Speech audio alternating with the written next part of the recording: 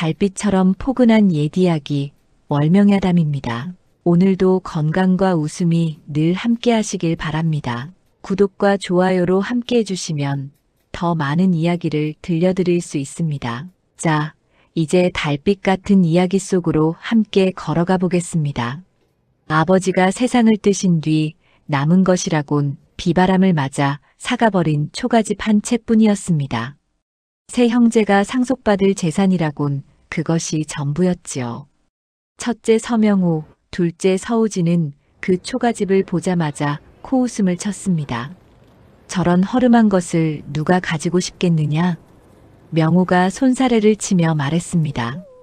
폐가나 다름없는데 맞는다 해도 고칠 돈이 얼마나 들겠느냐.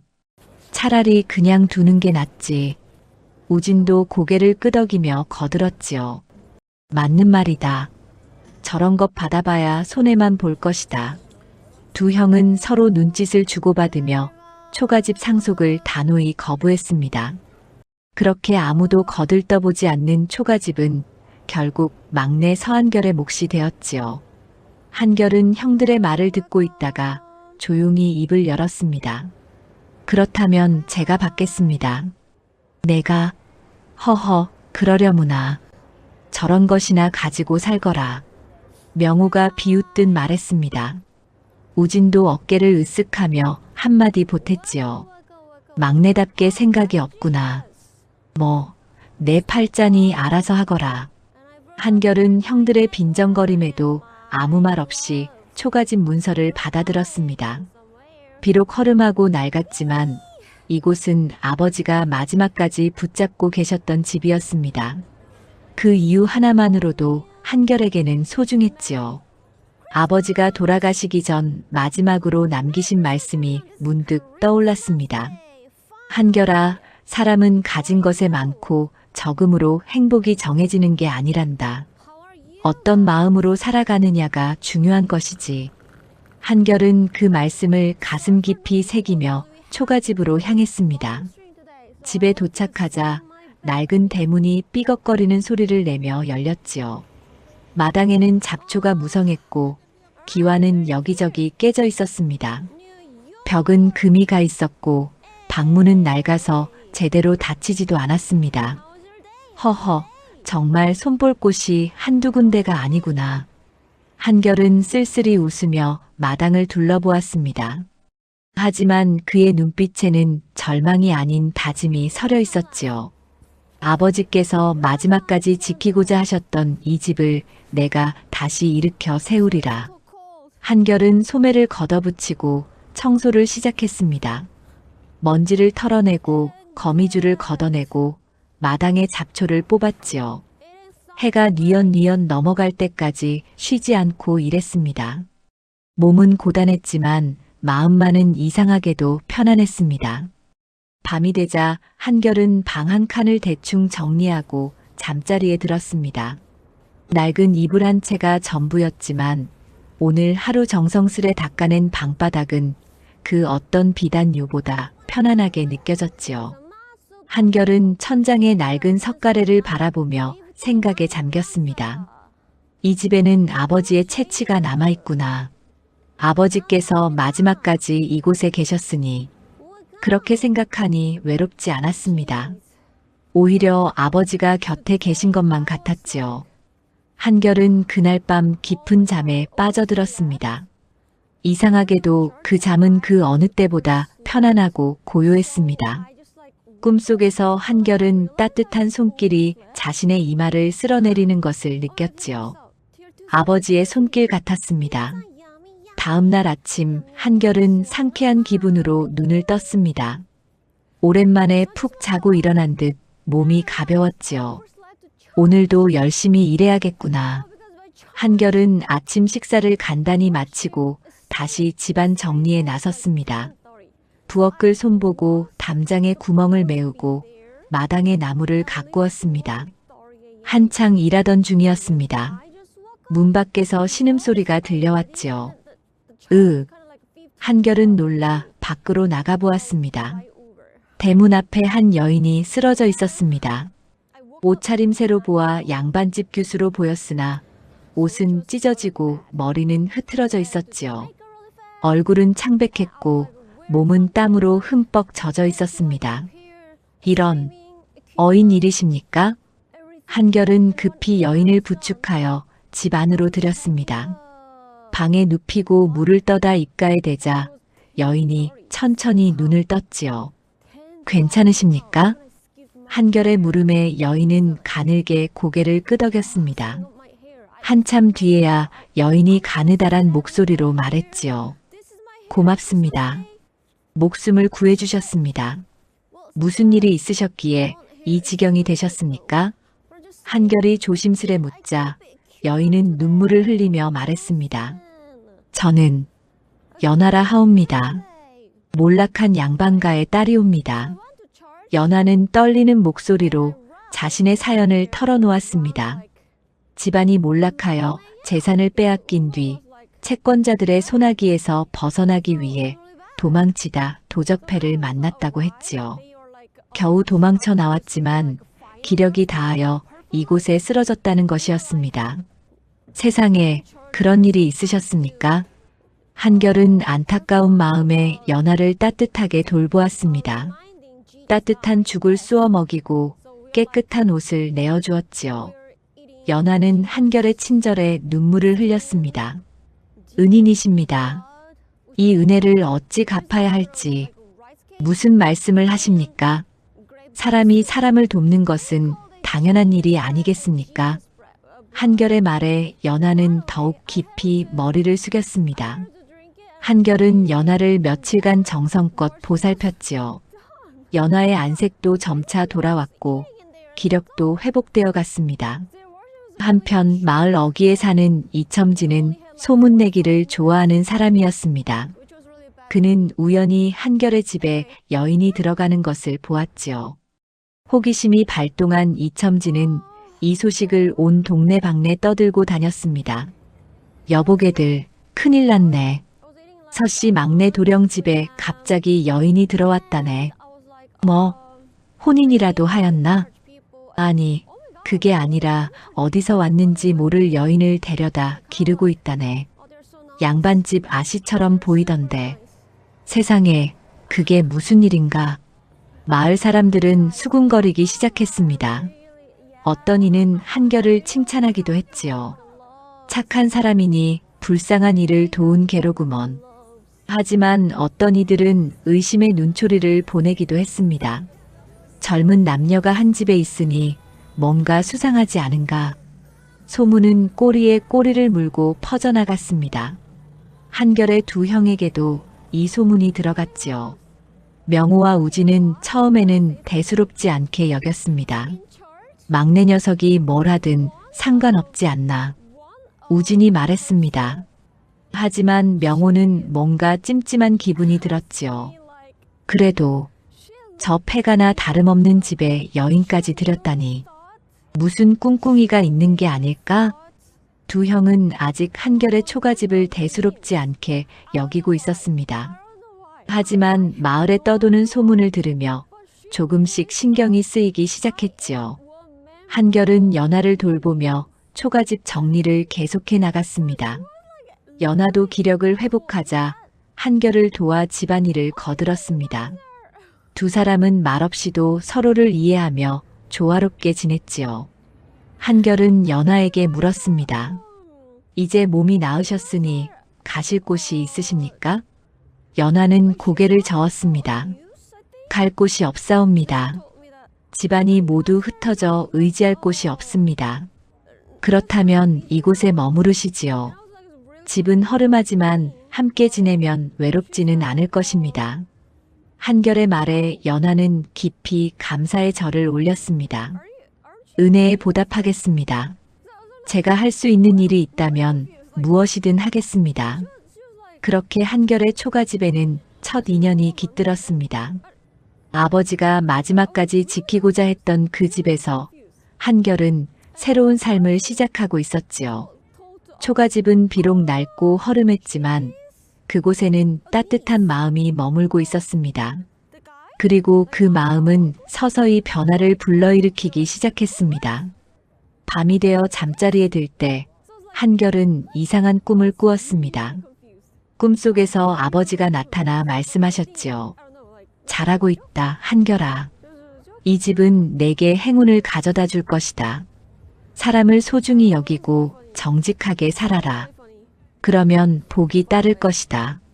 아버지의 목소리는 따뜻하고 자상했습니다. 한결은 꿈속에서 눈물을 흘렸지요.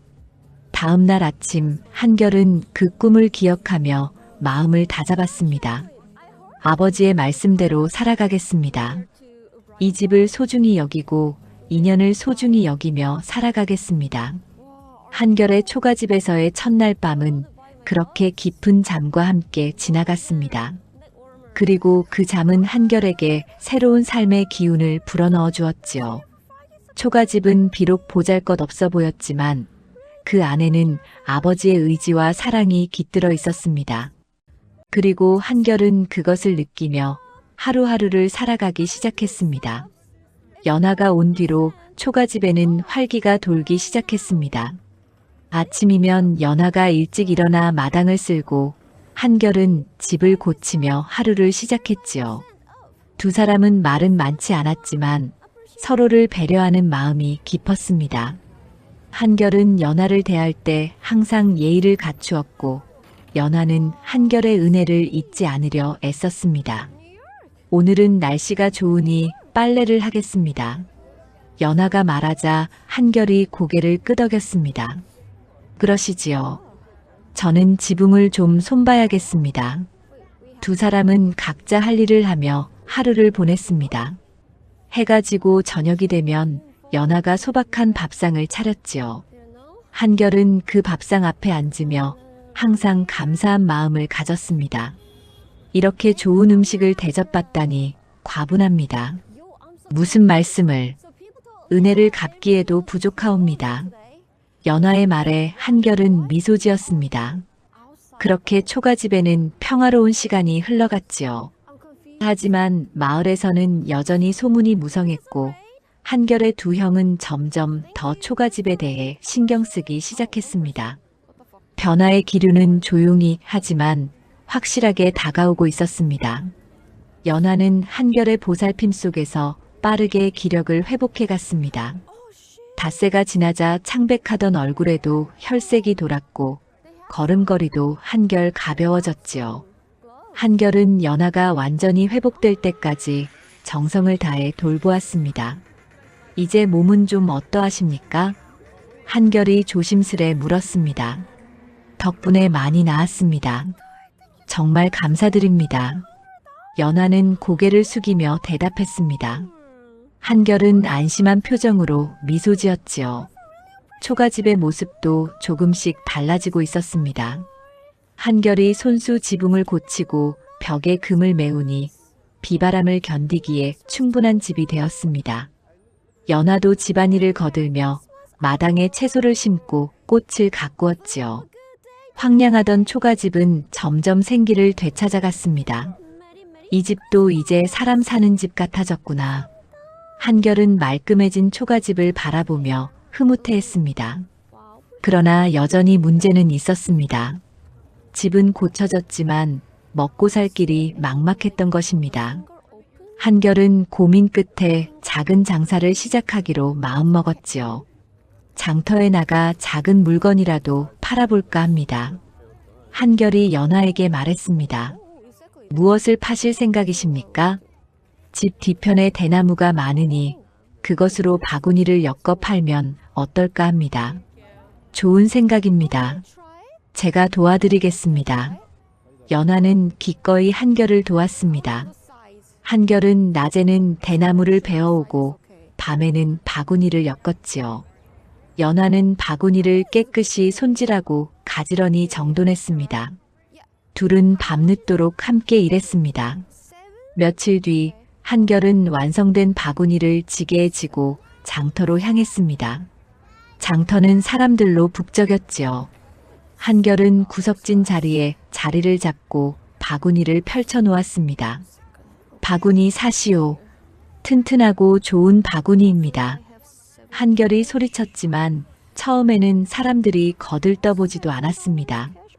한결은 낙심하지 않고 계속 소리를 냈지요. 그러던 중 한 안악이 다가왔습니다. 이 바구니가 얼마요? 다푼입니다. 허, 값이 후하네. 세 푼에 주시오. 알겠습니다. 가져가십시오. 한결은 흔쾌히 값을 깎아주었습니다. 첫 손님이 생기자 신기하게도 다른 사람들도 하나둘 모여들었지요. 나도 하나 주시오. 나는 2개 주시오. 순식간에 가져온 바구니가 모두 팔렸습니다. 한결은 믿기지 않는 표정으로 손에 쥔 돈을 바라보았습니다. 평소 같았으면 하루 종일 앉아 있어도 하나 팔기 어려웠는데 오늘은 순식간에 다 팔린 것입니다. 이상하구나. 오늘은 운이 좋은가 보다. 한결은 기쁜 마음으로 집으로 돌아왔습니다. 연화는 한결이 빈 지게를 지고 오는 것을 보고 반겼지요. 모두 파셨습니까? 그렇죠. 신기하게도 금방 다 팔렸소. 다행입니다. 오늘 저녁은 제가 맛있는 것을 준비하겠습니다. 그날 저녁 2사람은 소박하지만 따뜻한 식사를 함께 했습니다. 한결은 장사가 잘 된 것이 그저 운이 좋았던 것이라 생각했지요. 하지만 이상한 일은 계속되었습니다. 다음 날도 그 다음 날도 한결이 가져간 바구니는 어김없이 모두 팔렸습니다. 뿐만 아니라 한결에게 물건을 사간 사람들은 입을 모아 칭찬했지요. 이 바구니 정말 튼튼하구만. 손에 쥐었을 때 느낌이 참 좋아. 소문은 빠르게 퍼져나갔습니다. 한결이 만든 바구니가 좋다는 소문이 장터에 퍼지자 사람들이 일부러 한결을 찾아오기 시작했습니다. 한결은 바빠졌지요. 주문이 밀려들어 밤낮으로 바구니를 엮어야 했습니다. 이게 어찌된 일인지 모르겠소. 예전에는 이렇게 장사가 잘 된 적이 없었는데. 한결이 신기해하자 연하가 잔잔히 웃으며 말했습니다. 아마도 이 집의 기운이 아니겠습니까? 아니면 나리의 정성이 하늘에 닿은 것이겠지요. 한결은 고개를 갸우뚱했지만 어쨌든 장사가 잘 되는 것은 고마운 일이었습니다. 그는 더욱 정성을 다해 바구니를 만들었지요. 한편 마을에서는 한결에 대한 소문이 무성했습니다. 이첨지가 앞장서서 소문을 퍼뜨렸지요. 여보게들, 서막내 도령 장사가 대박이 났다네. 정말이요? 그 허름한 초가집에 사는 서막내 도령이? 그렇다네. 요새 장터에 가면 그 바구니를 사려고 사람들이 줄을 선다더군. 허, 신기한 일도 다 있구먼. 사람들은 한결의 성공을 신기해했습니다. 어떤 이는 축하해 주었지만 어떤 이는 시기하기도 했지요. 이 소문은 결국 한결의 2 형에게도 전해졌습니다. 명호와 우진은 처음에는 믿지 않았습니다. 막내가 장사로 돈을 번다고? 말도 안 되는 소리다. 명호가 코웃음을 쳤습니다. 하지만 소문은 계속 들려왔고 점점 더 구체적이었지요. 막내가 요새 제법 돈을 모았다더군. 초가집도 말끔하게 고쳤다던데. 여인까지 두고 사니 살림이 제법 되는 모양이야. 우진은 점점 불안해졌습니다. 형님, 저 초가집에 무슨 일이 있는 게 아닐까요? 무슨 소리냐? 아무리 생각해도 이상합니다. 막내가 갑자기 장사를 잘하다니. 혹시 저 초가집에 돈이 숨겨져 있는 것 아닙니까? 명호는 우진의 말을 듣고 턱을 쓸었습니다. 생각해보니 이상한 점이 많았지요.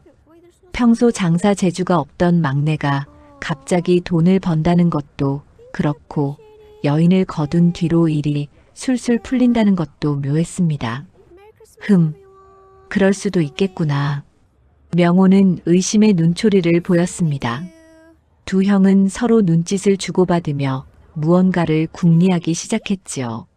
한결은 그런 사정을 모른 채 묵묵히 일했습니다. 장사로 번 돈으로 쌀을 사고 기름을 사고 연화에게 새 옷감도 사다 주었습니다. 연화는 한결의 마음씨에 감동했지요. 이렇게까지 해주시다니. 정말 보은할 길이 없습니다. 무슨 말씀을. 함께 사는 식구인데 당연한 일 아니겠소. 한결의 말에 연하는 눈시울이 붉어졌습니다. 그녀는 한결같은 선한 사람을 만난 것이 얼마나 큰 복인지 깨달았습니다. 초가집에는 날이 갈수록 따뜻한 기운이 넘쳐났지요. 하지만 행운이 계속될수록 보이지 않는 곳에서는 탐욕의 그림자가 자라나고 있었습니다. 한결의 두 형은 점점 더 초가집을 주시하기 시작했습니다. 복이 깃든 집이라는 소문에 그들의 마음속에는 욕심이 싹트고 있었지요. 한결의 장사는 날이 갈수록 번창했습니다.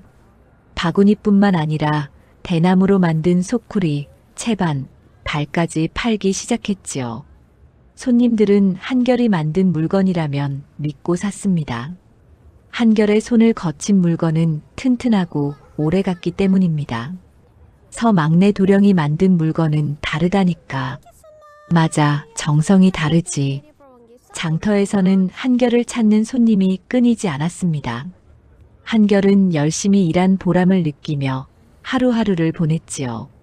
집으로 돌아오면 연하가 따뜻한 밥상을 차려놓고 기다렸습니다. 초가집은 이제 완전히 보금자리가 되어 있었습니다. 어느 날 한결이 장터에서 물건을 팔고 있을 때였습니다. 두루마기를 입은 나이 지긋한 양반이 한결의 물건을 유심히 살펴보았습니다. 그는 마을의 부호 강석현이었지요. 강석현은 오랫동안 한결을 지켜보다가 입을 열었습니다. 이 물건들을 자네가 직접 만드는가? 그렇습니다. 한결이 공손히 대답했습니다. 솜씨가 보통이 아니구만. 대나무를 다루는 손길이 예사롭지 않아. 과찬이십니다. 강석현은 한결의 바구니를 하나 집어들고 이리저리 살폈습니다. 촘촘하게 엮인 대나무, 매끄럽게 다듬어진 손잡이, 군데군데 정성스레 마감한 흔적들이 눈에 들어왔지요. 이 정도 솜씨라면 더 큰 일도 할 수 있겠구먼. 강석현은 바구니 값을 후하게 치르고 떠났습니다. 한결은 고개를 갸우뚱했지만 곧 다른 손님들을 만느라 그 일을 잊었지요. 며칠 뒤 강석현의 심부름꾼이 한결을 찾아왔습니다. 서도령 계십니까? 제가 서한결입니다. 우리 나리께서 자네를 찾으십니다. 따라오시지요. 한결은 영문을 몰라 했지만 일단 따라 나섰습니다. 강석현의 집은 마을에서 가장 큰 기와집이었지요. 한결은 사랑채로 안내되어 강석현 앞에 섰습니다. 오느라 수고했네. 앉게. 감사합니다. 한결이 자리에 앉자 강석현이 본론을 꺼냈습니다. 자네 솜씨를 보니 믿음직하더군. 내게 큰 대나무 광주리 20개를 만들어줄 수 있겠나? 곡식을 담아 보관할 것이니 튼튼하게 만들어야 하네. 20개면 열흘은 걸릴 것 같습니다. 상관없네. 대신 품삯은 넉넉히 주겠네. 강석현은 한결에게 당장 은자 단량을 건넸습니다. 한결은 깜짝 놀랐지요. 보통 품삯의 몇 배가 되는 돈이었습니다. 이렇게 많이 주시다니. 자네가 성실히 일한다는 소문을 들었네. 일을 잘 마치면 나머지도 주겠네. 한결은 감사의 인사를 올리고 집으로 돌아왔습니다. 연하는 한결이 받아온 돈을 보고 놀라움을 감추지 못했습니다. 이렇게 큰 일거리를 얻으시다니 정말 다행입니다. 모두 하늘이 도우신 덕이요. 이제 열심히 일만 하면 돼요. 한결은 밤낮으로 광주리를 만들었습니다. 연하도 곁에서 대나무를 다듬고 손질하며 도왔지요. 두 사람은 말없이 일했지만 그 속에는 서로를 향한 믿음이 있었습니다. 한편 마을에서는 한결에 대한 소문이 더욱 무성해졌습니다. 서도령이 강부호대기를 맡았다더군. 이제 제법 출세하는구먼. 저 초가집에 정말 복이 있나 보네. 이첨지는 이번에도 앞장서서 소문을 퍼뜨렸습니다. 그는 온 동네를 돌아다니며 떠들어댔지요. 여보게들, 서도령이 이제 큰 장사꾼이 될 모양일세. 초가집에 여인이 들어온 뒤로 일이 술술 풀린다니까. 저 집에 무슨 기운이 있는 게 분명해. 이 소문은 명호와 우진의 귀에도 들어갔습니다. 두 사람은 더 이상 참을 수 없었지요. 형님, 이건 분명 이상합니다. 우진이 조급하게 말했습니다. 막내가 갑자기 돈을 버는 것도 그렇고 강 어르신까지 일을 맡긴다니. 저 초가집에 뭔가 있는 게 틀림없습니다. 명호도 고개를 끄덕였습니다. 내 생각에도 그러하다. 아버지가 그 집을 끝까지 붙잡고 계셨던 이유가 있었던 게 아닐까? 그렇다면 우리가 너무 성급히 저 집을 포기한 것 아닙니까? 두 사람은 후회하기 시작했습니다. 처음에는 패가나 다름없다며 거들떠보지도 않았던 초가집이었지요. 하지만 이제는 그 집이 탐나기 시작했습니다. 저 집을 다시 가져올 방법이 없겠느냐? 명호가 음흉한 눈빛으로 말했습니다. 막내를 설득해 봐야지요. 아니면 우진도 무언가를 궁리하는 표정을 지었습니다. 두 사람의 마음속에는 탐욕이 자라나고 있었지요. 한결은 그런 사정을 모른 채 묵묵히 일했습니다. 약속한 날짜에 맞춰 광주리 20개를 완성한 한결은 강석현에게 가져갔습니다. 강석현은 광주리를 하나하나 살펴보며 만족스러워했지요. 훌륭하네. 자네는 참으로 성실한 사람이야. 과찬이십니다. 앞으로도 일거리가 있으면 자네에게 맡기겠네. 자네 같은 사람은 흔치 않아. 강석현은 약속한 대로 나머지 품삯을 건넸습니다. 한결은 감사의 인사를 올리고 집으로 돌아왔습니다. 일을 잘 마쳤습니다. 한결이 연화에게 말하자 연화는 환하게 웃었습니다. 정말 다행입니다. 도령의 성실함을 알아봐 주시는 분이 계시니 얼마나 감사한 일입니까? 한결도 미소를 지었습니다. 하지만 한결은 몰랐습니다. 강석현이 자신을 눈여겨본 것은 단순히 솜씨 때문만이 아니었다는 것을. 강석현은 사람을 보는 눈이 있었고 한결의 정직하고 성실한 성품을 알아본 것이었지요. 초가집에는 점점 더 좋은 일들이 찾아왔습니다. 장터에서 만난 사람들이 한결에게 일거리를 소개해 주었고 강석현도 틈틈이 일을 맡겼습니다. 한결의 주변에는 선한 사람들이 모여들었지요. 하지만 그럴수록 명호와 우진의 질투는 깊어졌습니다. 두 사람은 밤마다 모여 앉아 초가집을 빼앗을 방법을 궁리했습니다. 탐욕은 점점 더 그들의 마음을 어둡게 만들고 있었지요. 강석현은 한결의 일처리를 보고 깊이 만족했습니다. 그는 한결을 자주 불러 여러 일을 맡겼지요. 때로는 집안의 기물을 고치는 일이었고 때로는 곡식 창고를 정리하는 일이었습니다. 한결은 어떤 일이든 성실하게 해냈습니다. 자네는 참으로 믿음직한 사람이네. 강석현이 한결에게 말했습니다. 저는 그저 맡은 일을 할 뿐입니다. 그 마음가짐이 귀한 것이지. 요즘 같은 세상에 자네 같은 사람이 드물어. 강석현은 마을 사람들에게도 한결을 추천했습니다. 덕분에 한결에게는 일거리가 끊이지 않았지요. 어느 집에서는 담을 쌓아달라고 했고 어느 집에서는 지붕을 고쳐달라고 했습니다. 한결은 새벽부터 밤늦게까지 일했습니다. 연화는 한결이 너무 무리하는 것이 걱정되었습니다. 그리 무리하시면 몸을 상하십니다. 괜찮소. 일이 있을 때 열심히 해야지요. 한결은 웃으며 대답했습니다. 하지만 연화는 한결이 돌아오면 따뜻한 물로 손발을 씻겨주고 약초를 다려드렸지요. 한결은 연화의 정성에 마음이 따뜻해졌습니다. 덕분에 힘이 납니다. 제가 할 수 있는 일이 이것뿐인 것을. 연화는 조용히 말했습니다. 한결은 고개를 저었지요. 아니요.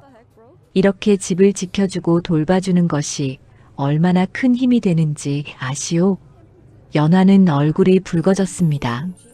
두 사람 사이에는 말없는 신뢰가 자라나고 있었지요.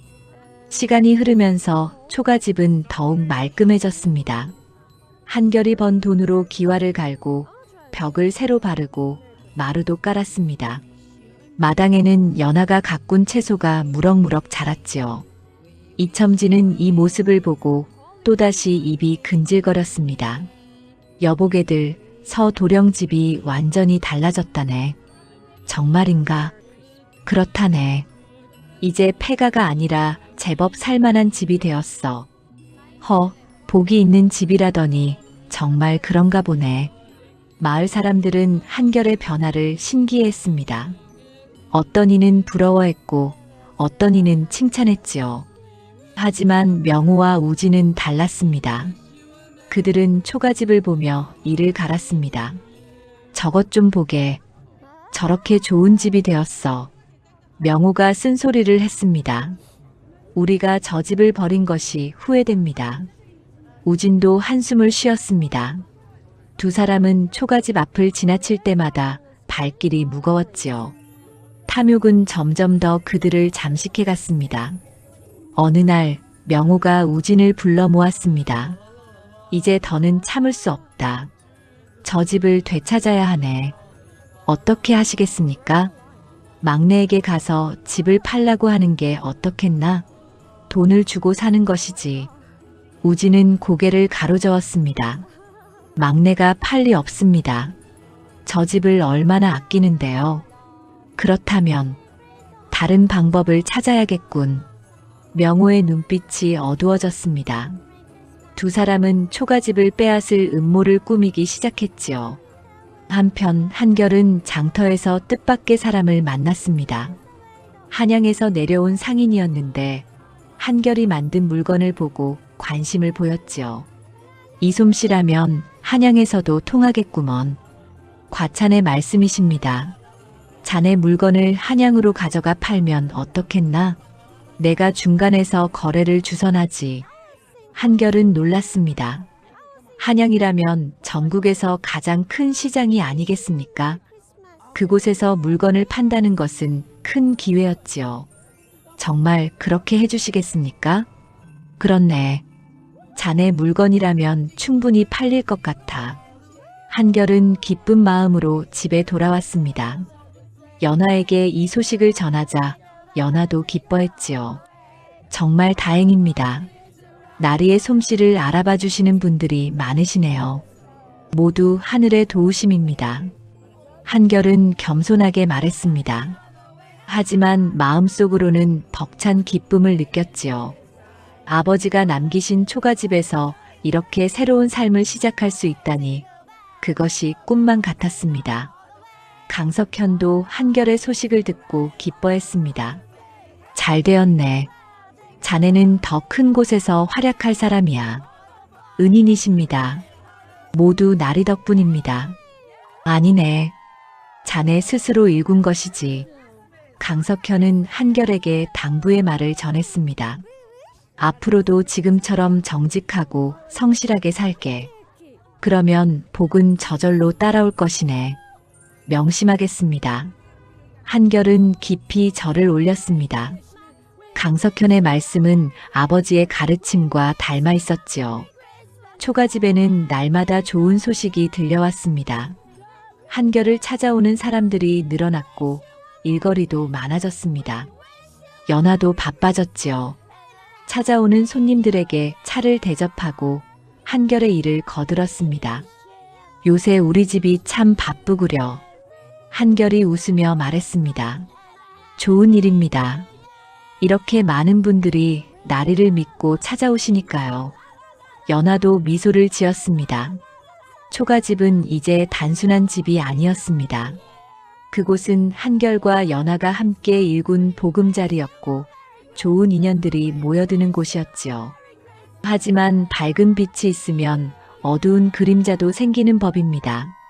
한결에게 복이 쏟아질수록 명호와 우진의 탐욕은 더욱 짙어졌습니다. 두 사람은 이제 초가집을 되찾기 위해 무슨 짓이든 할 각오가 되어 있었지요. 폭풍전야의 고요함이 초가집을 둘러싸고 있었습니다. 명호는 더 이상 참을 수 없었습니다. 그는 깊은 밤 우진을 불러내어 은밀히 속삭였지요. 막내에게서 저 집을 빼앗을 방법을 찾았네. 무슨 방법입니까? 아버지의 유언장을 다시 쓰는 것이네. 초가집이 원래 우리 것이었다고 하면 되지 않겠나? 우진은 잠시 망설였지만 욕심이 앞섰습니다. 그렇게 하면 정말 가능하겠습니까? 물론이네. 마을 이장에게 뇌물을 쓰면 될 것이야. 두 사람은 음흉한 계획을 세웠습니다. 며칠 뒤 명호는 마을 이장을 찾아갔지요. 하지만 이장은 명호의 제안을 단칼에 거절했습니다. 그게 무슨 말씀이십니까? 분명히 초가집은 막내가 받은 것 아닙니까? 그게 착오가 있었던 것 같소. 착오라니요? 당시 어르신들이 모두 보셨는데요. 저는 그런 부정한 일에 손을 댈 수 없습니다. 이장은 화를 내며 명호를 내쫓았습니다. 명호는 얼굴이 새빨개져서 돌아왔지요. 소문은 금방 마을에 퍼졌습니다. 서도령 형들이 집을 빼앗으려 한다더군. 참으로 모렴치한 사람들이네. 자식들이 저러니 저승에서 아버지가 편히 눈을 감으시겠나. 마을 사람들은 명호를 손가락질했습니다. 명호는 창피를 당한 것이 분했지만 여전히 초가집에 대한 욕심을 버리지 못했지요. 한편 우진은 다른 방법을 생각했습니다. 그는 연하를 찾아가 회유하려 했지요. 어느 날 한결이 장터에 나간 사이 우진이 초가집을 찾아왔습니다. 안에 계시오? 연하가 문을 열자 우진이 웃으며 말했습니다. 낭자, 잠깐 이야기 좀 할 수 있겠소? 무슨 일이십니까? 연하는 경계하는 눈빛으로 우진을 바라보았습니다. 우진은 방으로 들어와 앉으며 말을 꺼냈지요. 낭자도 아시다시피 이 집은 원래 우리 집안의 재산이요. 그것이 무슨 말씀이십니까? 이 집은 막내 도령께서 정당히 받으신 것 아닙니까? 그렇기는 하지만 낭자가 조금만 도와주시면 좋겠소. 우진은 은자 몇 냥을 꺼내 연하 앞에 내밀었습니다. 이것을 받고 이 집에서 나가주시오. 그러면 막내도 자연히 이 집을 포기할 것이오. 연하의 얼굴이 차갑게 굳었습니다. 도대체 저를 어떤 사람으로 보시는 겁니까? 저는 돈 때문에 은혜를 저버릴 사람이 아닙니다. 낭자, 생각을 다시 해보시오. 이 돈이면 나가십시오. 연하가 단호하게 말했습니다. 우진은 당황했지만 곧 얼굴을 일그러뜨렸지요. 후회할 것이오. 이 집에 오래 있지 못할 테니. 우진은 험한 말을 남기고 나갔습니다. 연하는 몸을 떨었습니다. 한결이 돌아오자 연하는 그 일을 모두 말했지요. 그런 일이 있었습니까? 한결은 놀라며 분노했습니다. 형님들이 어찌 그런 짓을. 도령, 조심하셔야 합니다. 저들이 또 무슨 짓을 꾸밀지 모릅니다. 연하의 말은 옳았습니다. 명호와 우진은 점점 더 거칠어졌지요. 그들은 마을 사람들에게 한결의 나쁜 소문을 퍼뜨리기 시작했습니다.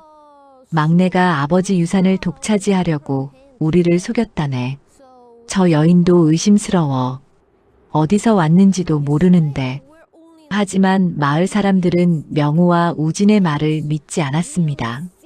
오히려 그들을 더욱 멀리했지요. 저들이야말로 욕심이 과한 것 아닌가. 서도령은 성실한 사람인데 말이야.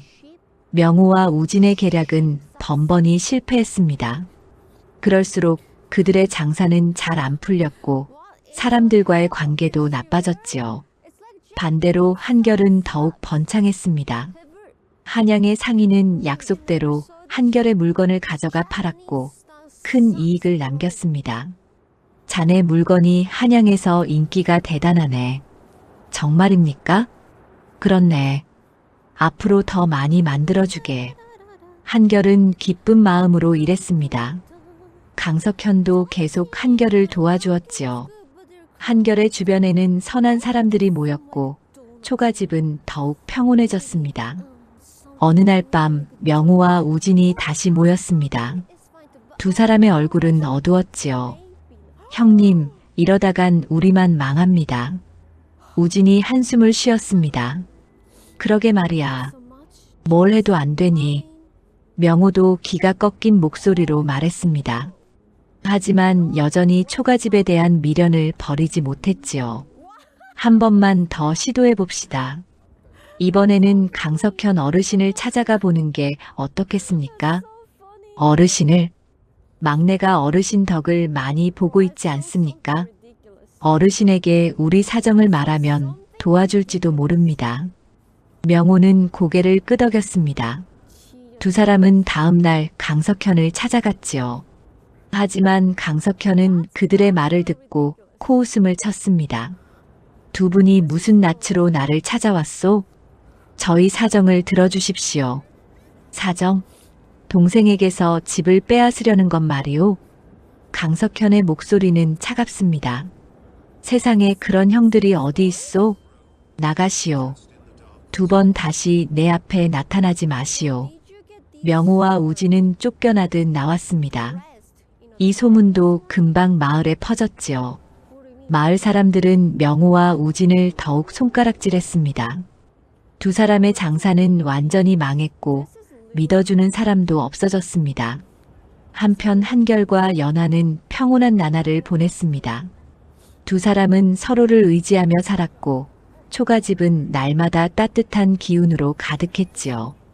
한결은 형들의 행동이 안타까웠지만 자신의 길을 묵묵히 걸어갔습니다. 초가집에는 여전히 복이 깃들어 있었고 그 복은 선한 사람들에게만 주어지는 것이었습니다. 어느 가을날 한결이 마당을 쓸고 있을 때였습니다.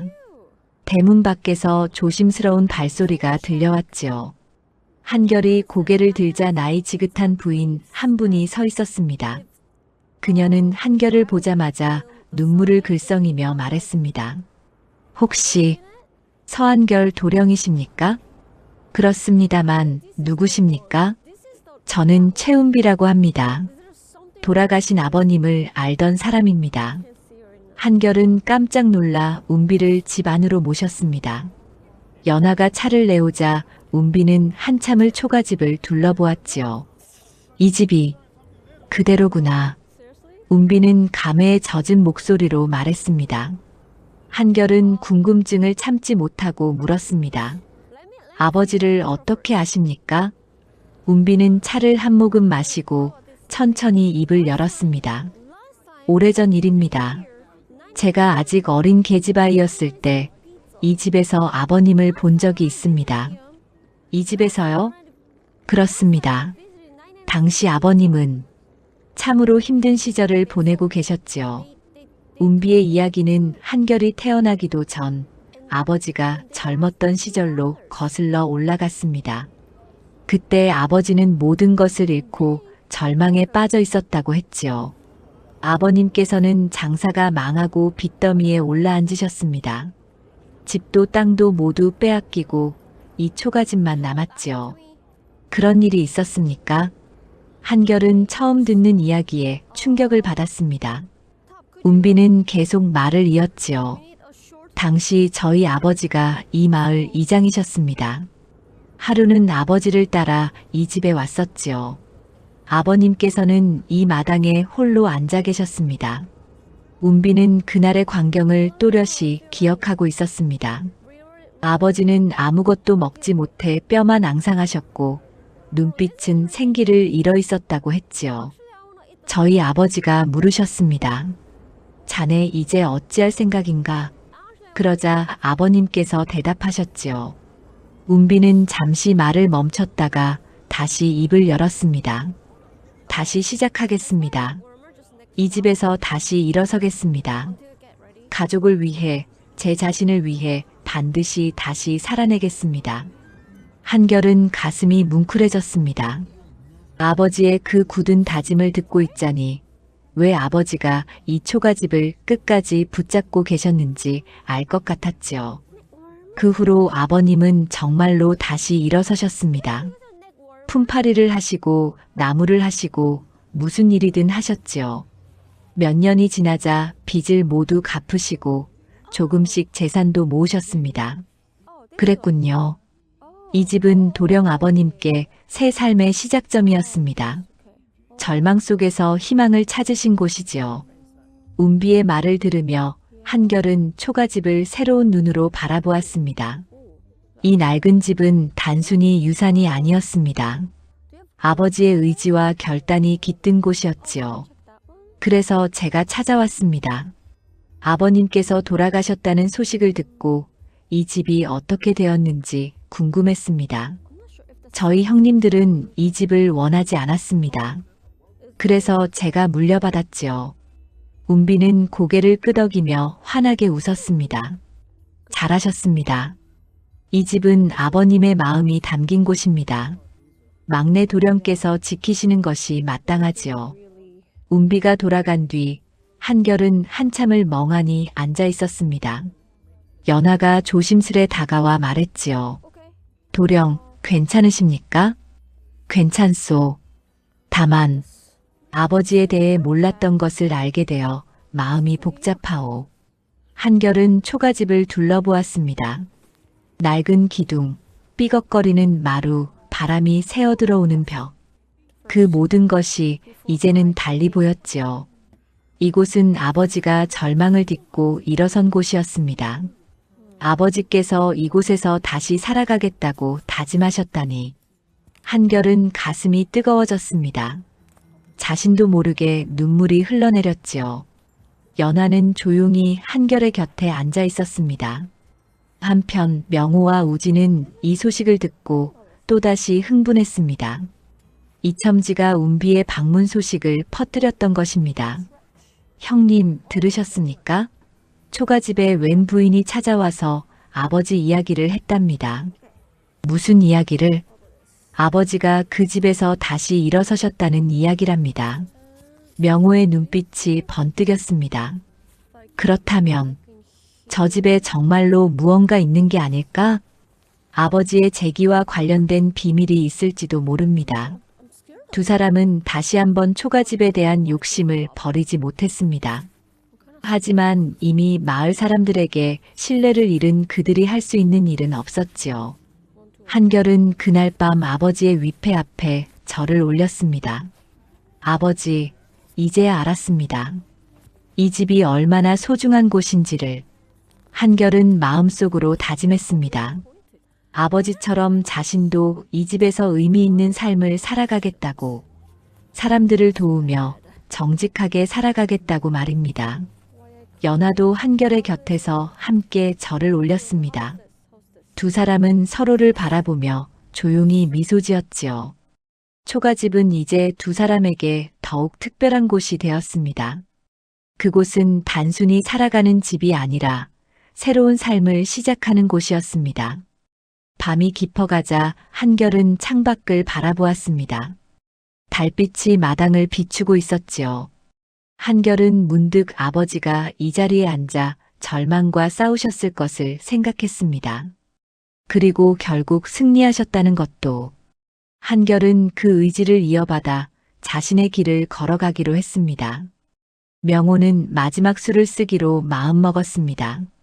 그는 강석현을 찾아가 한결에 대한 거짓 소문을 퍼뜨리려 했지요. 어느 날 명호는 강석현의 집 앞에서 기다리다가 강석현을 마주쳤습니다. 어르신, 잠깐 말씀드릴 것이 있습니다. 또 무슨 일이요? 강석현이 차갑게 물었습니다. 저희 막내 동생 말입니다. 사실 그 아이가. 명호는 한결이 물건을 훔친 적이 있다느니, 사람들을 속인다느니 온갖 거짓말을 늘어놓았습니다. 강석현은 한참을 듣더니 코웃음을 쳤지요. 그만하시오. 한결이 어떤 사람인지 나는 잘 알고 있소. 하지만 당신이야말로 동생의 재산을 빼앗으려 온갖 짓을 다 한다는 소문을 들었소. 이제 그만 돌아가시오. 강석현은 명호를 매몰차게 돌려보냈습니다. 하지만 명호는 포기하지 않았습니다. 그는 강석현의 창고에 몰래 들어가 물건을 훔치려 했지요. 그리고 그것을 한결의 짓으로 꾸미려 했습니다. 하지만 강석현의 하인들이 명호를 붙잡았습니다. 명호는 그 자리에서 붙들려 관가로 끌려갔지요. 소문은 삽시간에 마을 전체로 퍼졌습니다. 서도령 큰형이 도둑질을 하다 잡혔다더군. 아니, 양반이 그런 짓을 하다니. 욕심이 사람을 망치는구먼. 마을 사람들은 명호를 손가락질했습니다. 명호는 관가에서 곤장을 맞고 풀려났지만 이미 평판은 바닥에 떨어진 뒤였지요. 아무도 명호와 장사하려 하지 않았고 명호의 집에는 빚쟁이들이 찾아오기 시작했습니다. 한편 우진은 다른 방법을 시도했습니다. 그는 한결이 만든 바구니를 흉내내어 싸구려로 팔려고 했지요. 하지만 우진의 솜씨는 형편없었습니다. 바구니는 금방 부서졌고 손님들은 화를 냈습니다. 이게 뭐요? 하루도 안 돼서 부서졌소. 돈을 돌려주시오. 우진은 손해를 보고 쫓겨났습니다. 그는 억울한 마음에 한결을 찾아가 따졌지요. 내가 나를 망쳤다. 형님, 무슨 말씀이십니까? 한결은 어리둥절했습니다. 우진은 화를 내며 소리쳤습니다. 내가 잘 되니까 나는 망하는 것 아니냐. 형님, 제가 형님께 무슨 잘못을 했습니까? 저는 그저 성실히 일했을 뿐입니다. 한결의 차분한 대답에 우진은 더욱 화가 났습니다. 하지만 마을 사람들이 모여들자 우진은 도망치듯 떠났지요. 며칠 뒤 우진도 큰 실수를 저질렀습니다. 급한 마음에 강석현의 물건을 몰래 가져가려다 현장에서 붙잡힌 것입니다. 우진은 명호와 같은 신세가 되었지요. 두 형제는 모두 신뢰를 잃고 재산마저 잃었습니다. 한결은 형들의 소식을 듣고 마음이 무거웠습니다. 형님들이 저 지경이 되시다니. 도령의 잘못이 아닙니다. 연하가 위로했지만 한결은 편치 않았습니다. 아무리 형들이 나쁜 짓을 했어도 그들은 한결의 형제였지요. 며칠 뒤 한결은 형들을 찾아갔습니다. 명호와 우진은 쓰러져가는 집에서 굶주리며 지내고 있었습니다. 한결은 가슴이 아팠지요. 형님들. 한결이 들어서자 명호와 우진은 고개를 돌렸습니다. 한결은 가져온 쌀과 반찬을 내려놓았습니다. 이걸 왜? 명호가 당황하며 물었습니다. 형님들도 먹고 사셔야지요. 우리가 내게 그렇게 못되게 굴었는데. 우진의 목소리가 떨렸습니다. 한결은 고개를 저었지요. 형님들은 제 형제입니다. 아무리 미워할지라도 굶어 죽게 할 수는 없습니다. 한결은 또 말을 이었습니다. 사람은 실수를 할 수 있습니다. 하지만 다시 일어설 기회도 있지요. 형님들께서도 다시 시작하실 수 있습니다. 명호와 우진은 아무 말도 하지 못했습니다. 자신들이 그토록 괴롭혔던 동생이 이렇게 따뜻하게 대하니 부끄러움과 감사함이 한꺼번에 밀려왔지요. 미안하다 한결아. 명호가 처음으로 진심을 담아 사과했습니다. 우리가 잘못했다. 욕심에 눈이 멀어 동생을 괴롭혔구나. 우진도 눈물을 흘리며 고개를 숙였습니다. 한결은 두 형의 어깨를 다독였지요. 이제 그만하시지요. 앞으로는 서로 돕고 살아갑시다. 한결은 형들에게 작은 일거리도 소개해 주었습니다. 처음에는 미안해하던 형들도 점차 마음을 열었지요. 그들은 비로소 깨달았습니다. 진정한 복은 재산이 아니라 선한 마음에서 온다는 것을 말입니다. 연하는 한결이 형들을 용서하는 모습을 보며 감동했습니다. 도령은 참으로 넓은 마음을 가지셨습니다. 아닙니다. 그저 아버지의 가르침을 따를 뿐입니다. 한결은 아버지가 이 초가집에서 다시 일어서셨던 것을 생각했습니다. 아버지도 절망 속에서 희망을 찾으셨지요. 형들에게도 그런 기회를 주고 싶었습니다. 마을 사람들은 한결의 행동을 보고 감탄했습니다. 서도령은 참으로 어진 사람이로세.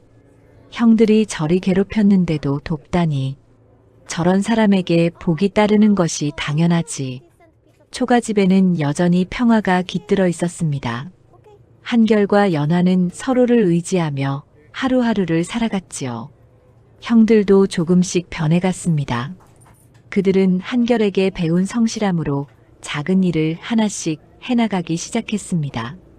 탐욕이 가져온 파멸을 겪은 뒤 그들은 비로소 진정한 삶의 가치를 깨달았습니다.